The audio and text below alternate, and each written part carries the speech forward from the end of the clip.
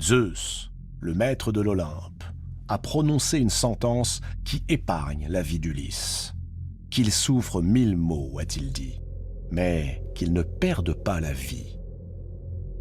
Or, si Ulysse se rend seul au palais de Circé, il n'a aucune chance de revenir vivant.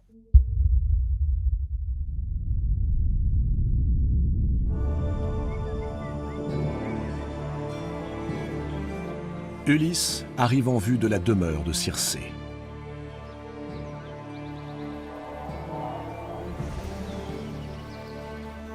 Soudain, un jeune homme apparaît devant lui. C'est un berger sans doute, un pâtre. D'une voix douce, il le met en garde. Lui aussi connaît bien Circé. Elle est redoutable. Mais il existe un moyen sûr de la vaincre. Sans attendre, il décroche la bourse de sa ceinture et la tend à Ulysse. Elle contient une herbe composée de racines noires et de fleurs blanches. Il suffit qu'Ulysse l'absorbe et elle le protégera. Lorsque Circé lui offrira à boire, qu'il accepte sans crainte. Grâce à cette herbe, le philtre de la magicienne n'aura aucun effet sur lui. Au moment où Circé le frappera de sa baguette magique, qu'il dégaine son épée et se précipite sur elle, comme s'il était décidé à la tuer. Elle sera à la fois effrayée et subjuguée, et elle se pliera à toutes ses volontés, alors qu'il la fasse jurer sur les dieux de ne pas le tuer et de libérer tous ses compagnons. Ulysse écoute attentivement. Que ce jeune berger dise vrai ou non, il n'a rien à perdre.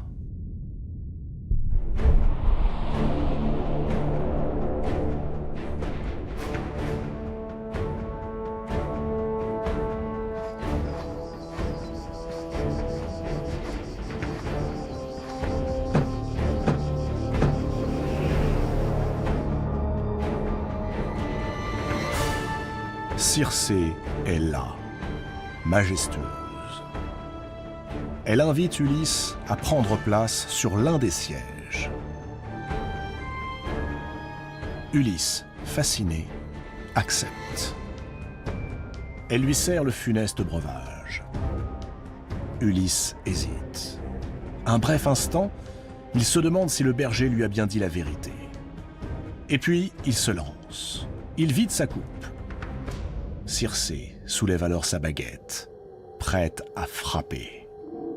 Mais elle se fige aussitôt. Ulysse est debout, l'épée à la main, et menace de la pourfendre.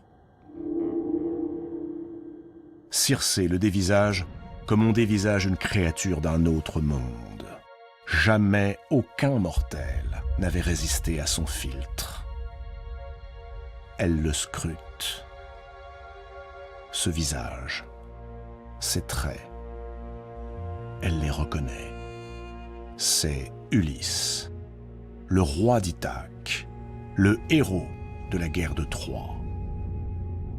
Si de nombreuses légendes circulent sur Circé, de grands récits célèbrent les exploits d'Ulysse. Elle savait qu'Ulysse viendrait ici un jour. Les dieux, jadis, le lui avaient prédit.